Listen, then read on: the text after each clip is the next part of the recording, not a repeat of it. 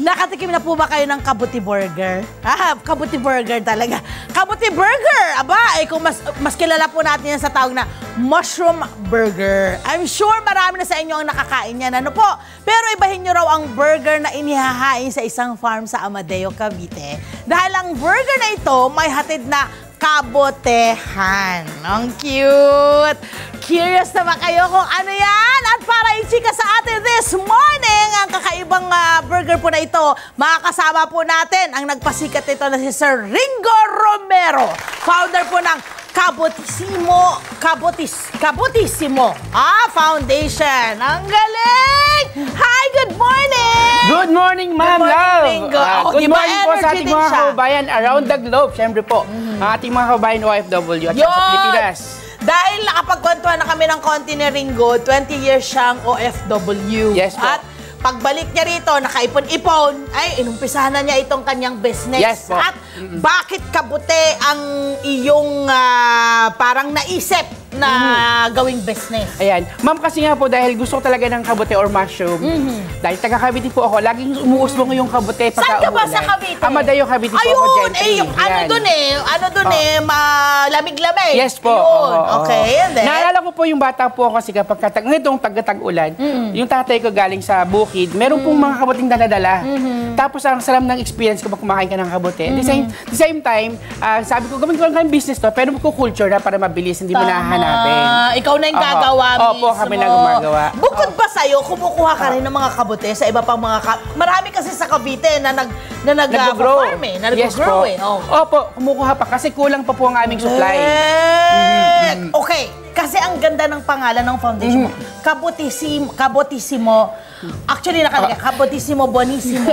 Ganda! Ikaw ba sa Italia na gano'n? Tama po kayo, ma'am. Dahil nga po kasi OFW ko sa Italia. Kaya po, nung nire-register po namin yung foundation, kasi may nakakuha ng Kabutihan Foundation.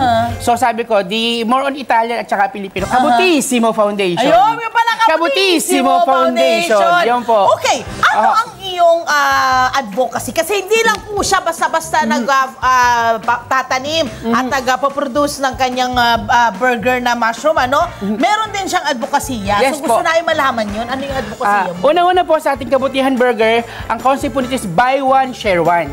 Meron kasi kaming restaurante doon sa loob ng Kabutihan Farm. Kapag kumain ka ng isang burger, tatapatan po namin ng isang burger at ito yung pinamimigay namin sa mga street children, sa community, sa school, at nagkakakaming Kabutihan Burger Ride. Yari, naka-300 burger kami sa loob ng isang buwan. 300 burger ang bibigay namin sa mga bata.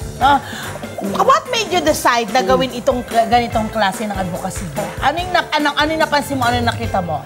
Kasi siguro man bilang OFW kasi, naramdaman mo yung na-miss mo yung Pilipinas, tapos na-bless ka bilang OFW. Gusto kong mag-give back sa Pilipinas. Tapos every time na uuwi ako, nauso yung buy one, take one burger. Correct. Parang, ang selfish. Parang gano'n. So, gusto ko mag-buy one, share one naman. Para every time nakakain ka ng Kabutihan Burger, may experience ka na gumagawa kang kabutihan sa kapwa mo. Habang kumakain ka yes, nun. Oo. Ang galing. Narinig kang mabuting tao ka. Okay, at dahil po rito sa ginawa nila, meron din daw kayong mga scholar na napagtapos. Yes po, ma'am. Paano nagawa po ninyo yun? Ma'am, syempre, nagkaroon nga kami ng Kabutihan Farm. Yes. Dati, hindi namin siya open for public. Okay. Tapos, nagkaroon na ng restaurant, may demand na. Nagtayo kami ng restaurant, ng mga tourist destination. Yes. Parang agritourism. Agritourism. Yun ang uso ngayon. Opo. Buti na lamang. Ayan, Tapos, pagka pumapasok po yung aming mga kliyente, may bayad pong 50 pesos entrance. Okay. At itong 50 pesos nito, ang aming pinagpapabaon sa mga batang scholars natin. So, yun po yun. That's why ang tagline namin is, we spread kabutihan on every bite pag pumasok ka doon. Ilan na po ang inyong mga scholars sa kasalukuyan? So far po mga 20 pong high school, 3 po yung college, tapos nakapagpatapos din tayo ng 2 kolehiyo. Wow! Ang husay! At syempre, hindi natin paalisin siya rito nang hindi natin natututunan paano gawin ang kanyang kabuti burger. Yes po. So meron tayo rito, may mga bit-bit siya rito na mga burger actually, naluto na niya. No? Opo. Naluto na niya po niya yung ating kabuti burger. So yung kabuti, anong klaseng kabuti yung ginagamit? Oyster mushroom po tayo. Okay, oyster mushroom. Yung pinakamabilis na i-culture at saka po easy to maintain. Yan. And then sa weather din natin, actually sa kanila, doon sa Amadeo, perfect na perfect ang oyster mushroom. Kadalasan ilang, habang piniprepare mo yan, sige po. kadalasan ilang mushroom, ilang kilos ng mga mushroom ang inyong na-farm kada Kada harvest po natin, ma'am, araw-araw 5 hanggang 10 kilo nakaka-harvest Uy, po marami-rami. tayo. Ano, Opo, marami-rami. dahil po malaki na po ng ating mushroom house sa Kabutihan Farm, kaya po marami na po kaming na-harvest. Okay, and Tapos, then? kinukulang pa rin po kami, kaya po, yun, humingi po kami ng tulong sa mga nag-grow ng mushroom. Nagko-conduct din tayo ng seminar. Oh, wow! Para at least yung ating mga kababayan magkaroon din ng knowledge, magkaroon ng additional earning. Kasi pwede mo siyang gawin sa backyard eh. Totoo naman, Opo. totoo naman. Pero di ba may sinasabi kayo na parang hindi siya dapat maaarawan husto, yung ganyan? Opo. Alam niyo po yung pagtatanim ng kabuti is napaka-sensitive. Correct. Parang relationship lang yan. Oo. Kinakailangan mong alagaan talaga. True. Nilagyan ng pagmamahal at saka pasensya. Oo. At nagkakaroon kayo ng mga parang pagtuturo. Ilang mga estudyante ang natuturuan ninyo? Or meron bang requirements? Parang ano ba, kailangan ba may age limit ba kayo? Sa pagtuturo, sa school, pag nagtuturo kayo. Ma'am, wala naman pwedeng po. umattend. Kasi unang-una, dahil bilang OFW po ako, dahil malapit sa akin ng mga babayang OFW, gusto ko po yung mga pamilya ng OFW, matuto rin pong maghanap buhay. Para at least yung mga pinapadala po nila, i-convert nila sa business. Correct, hindi nasasayang. Opo. May kinapupuntahan. Yes, yun po yung Okay, pinaka-part. so nakita niyo na po doon sa ating mga nakikinig po sa Radyo Agila. So, nilagay lang po niya yung ating burger na mushroom patty, no? Tapos nilagyan niya ng mayo. Nilagay na po niya ng lettuce. May nilagay din po siyang pipino, may kamatis. Galing lahat sa farm. Oh, lahat yan? Yes po, galing po lahat sa farm. Oh, kompleto! Opo. So, farm to table po talaga ang konsepto namin sa Kabutihan Farm. Yes. Wow! Okay. Itong inyong mga scholars, Opo. paano sila nakaka-avail ng inyong scholarship? Anong kailangang requirement? Ma'am, actually bilang bata nung una, kasi ako yung hindi masyadong katalinuhan. Ay, Pero gusto mo babagong buhay. Sorry, pero matalino ka. Ay, talaga po may ba? kanya-kanya tayong talino. Hindi po ako naniniwala ng may bobo, may ganun. Siguro gutom lang ako tayo. noon. Baka, tama ka.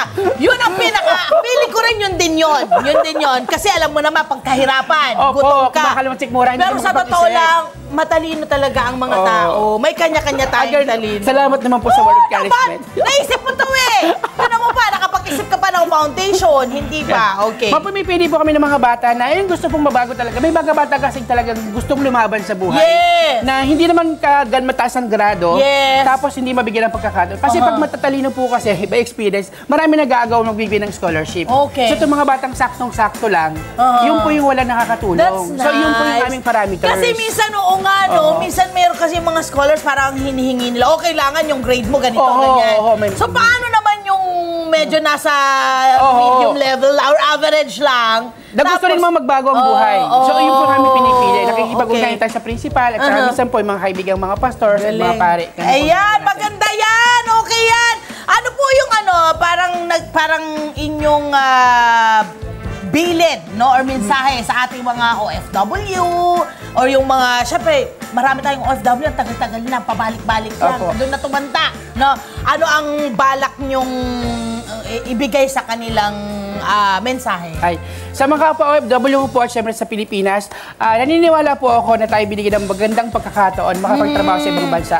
Pero huwag niyo pong kalimutan ang Pilipinas. Napakarami po nating magagawang negosyo sa Pilipinas na makakabibigay ng negosyo at kabuhayan sa ating mga kababayang Pilipino. At huwag niyo pong kalimutang tumulong kasi we're so blessed. Kaya ang gusto pong mangyari is we spread kabutihan, maging kabuti tayo at sumulpot ang kabutihan sa bawat isa sa atin. Yeah! Ringo! Saan ka pwedeng i-follow? Saan ka pwedeng puntahan? Yung farm na ito, saan pwedeng bisitahin? Yes po. Ito na, go for it. Bisitahin niyo po kami sa Amadeo, Cavite, Eminento Quest. Lagi po kaming bukas sa ating mga kababayan. Kung gusto po niyo kumain, magkaroon po ng pick and pay concept, may swimming pool po tayo, may tulugan din po tayo. At gusto mong mangilin, meron din tayong simbahan po doon. At meron po tayong gagawin na mga palaro para sa mga bata. Yan! Ayan. Maraming salamat! Hi! Mga Kanet 25, this is Love and New Verbo. For more love, to the pet, and everything updates, just click the subscribe button and follow us on our Net25 social media pages at Net25 TV and Net25 Entertainment Facebook. See ya. I love ya. Mwah.